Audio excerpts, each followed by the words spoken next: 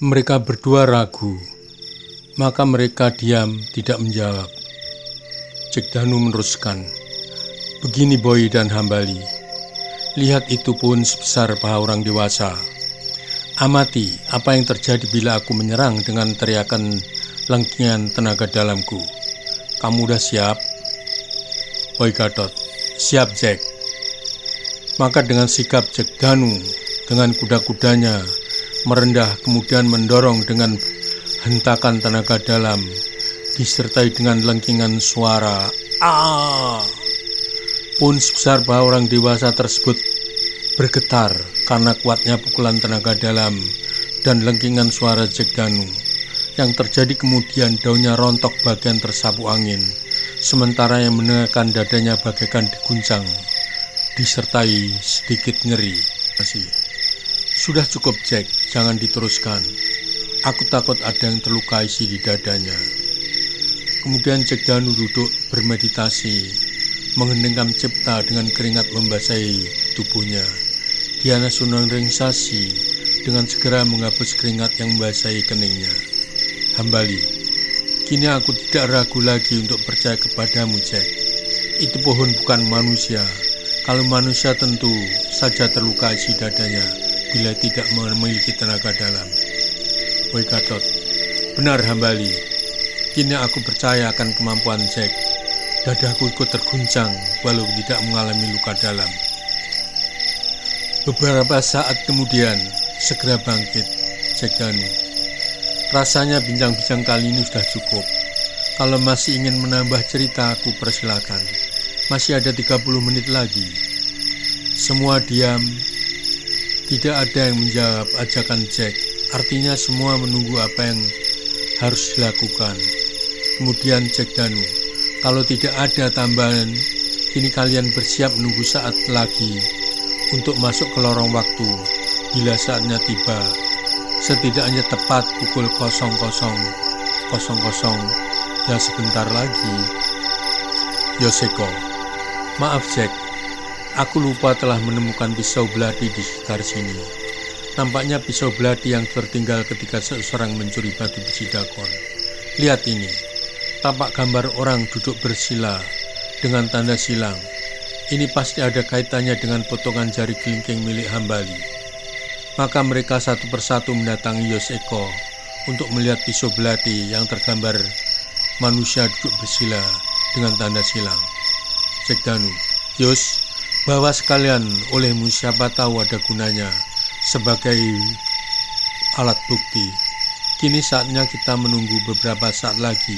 Kita akan masukin lorong waktu. Menunggu sesaat lagi dirasa sangat hening.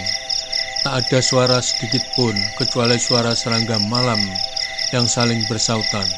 Cek Danu, kini taruh telapak tangan kanan kalian berurutan di atas telapak tangan kananku. Kemudian pejamkan mata. Jangan ada sekalipun yang membuka mata. Mereka satu persatu menaruh telapak tangan pada telapak tangan Cek Danu. Kini suara gemuruh angin puting beliung membawa mereka masuk lorong waktu 1180 tahun yang telah lalu. Bagian 6. Terhempas di depan arsitek. Setelah menyindir beberapa malam di dalam gua, kini rasanya sang arsitek Candi Borobudur yang bernama Gunadarma ingin keluar gua melihat cahaya menjelang bulan purnama yang begitu terang dari biasanya. Gunadarma merenung sambil memandang tanpa berkedip bulan yang begitu indah.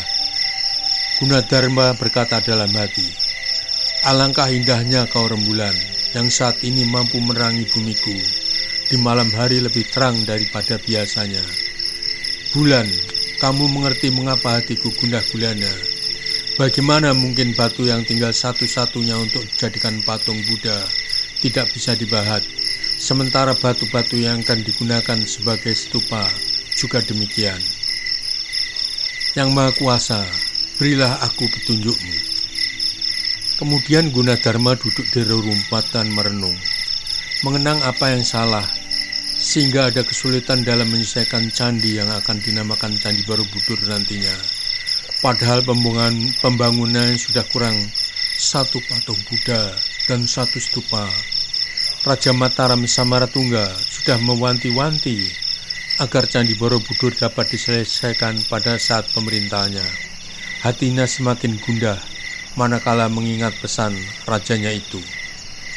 Tiba-tiba terdengar suara seperti benda jatuh dari langit di rerumputan beberapa meter dari tempat duduk Gunadarma. Namun Gunadarma tidak juga beranjak dari tempat duduknya, hanya memerhatikan satu persatu. Diperhatikan hanya satu yang mampu langsung duduk dan langsung bermeditasi seperti dirinya. Tidak berapa lama disusul seorang wanita yang segera menghampiri yang sedang bersemedi. Wanita, "Kita ada di mana, Jack? Rasanya tempat ini sangat asing bagiku," jawab si pria. Tunggu mereka sadar dari pingsannya, agar nanti memiliki pemberitahuan yang sama. Pasti mereka pingsan karena pusaran angin puting beliung yang sangat kencang dan yang mampu menembus selongrong waktu, sehingga kita bisa jatuh di sini. Tidak berapa lama kemudian, mereka berurutan sadar dari pingsannya, langsung mendekati yang sedang bersemedi. Di antara mereka bertanya, "Jack, kita berada di mana?" Yang lagi bersemedi, "Diana, kita di sini, tidak berlima. Ada orang yang sudah sangat tua duduk bersila layaknya diriku. Coba datangi beliau dan bertanyalah seperlunya." Diana Sunaringsasi, "Di arah mana orang tua tersebut berada, Jack?" Jack Danu, "Arah jam 9.00. Dengan gerakan meringankan tubuh agar tidak mengganggu, maka Diana Sunaringsasi segera beranjak menuju arah jam 9.00 seperti yang ditunjukkan oleh Jack Danu. Beberapa meter baru dilihatnya orang yang sudah tua duduk bersila. Diana Sunaringsasi, "Selamat malam. Maaf kami mengganggu, Yang. Boleh kami menanyakan sesuatu?" Mendengar suara yang merdu, segera Gunadarma membuka mata. "Apa yang bisa aku bantu, gadis cantik?" Diana Sunaringsasi, "Mohon maaf kalau kami manggil Eyang. Kami ini ada di daerah mana?" Gunadarma, "Oh, tidak apa-apa, memang aku sudah tua. Ini wilayah Mataram, namun daerah ini namanya Borobudur. Kenapa malam-malam begini berkeliaran di hutan belantara? Apa tidak takut dengan binatang buas, gadis cantik?" Diana Sunaringsasi, "Kami berlima, Yang, tentu saling melindungi." Gunadarma, "Melihat warna dan corak pakaian kalian, semua rasanya asing bagiku. Dapat aku pastikan bahwa kalian pasti bukan penduduk Mataram. Apakah benar dugaanku?" Diana Sunaringsasi, "Maaf, Eyang. Kalau boleh aku panggil semua temanku agar dapat berkenalan dengan Eyang. Di sana ada pimpinan kami." Gunadarma, "Silakan gadis cantik. Eyang suka ditemani malam ini dengan kalian semua." Maka Diana Sunaringsasi segera beranjak menuju kepada teman-temannya untuk diperkenalkan dengan orang tua tersebut dan saling berjabat tangan sebagai tanda perkenalan. Diana Sunaringsasi, "Eyang, ini Jack Danu, pimpinan kelompok kami. Yang ini Yos Eko, kakakku. Yang ini Boy Gatot. Dan yang ini Hambali. Dan aku tadi belum berkenalan. Namaku Diana Sunaringsasi." Gunadarma, "Jack Danu, ada apa malam-malam berkeliaran di hutan belantara? Tadi pertanyaanku belum terjawab oleh si gadis cantik Diana.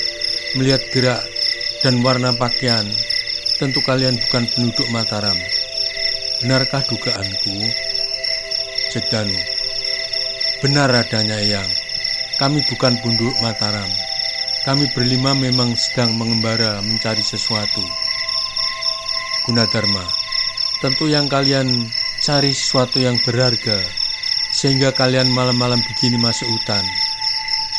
Apakah aku boleh tahu barang kali aku bisa membantu?"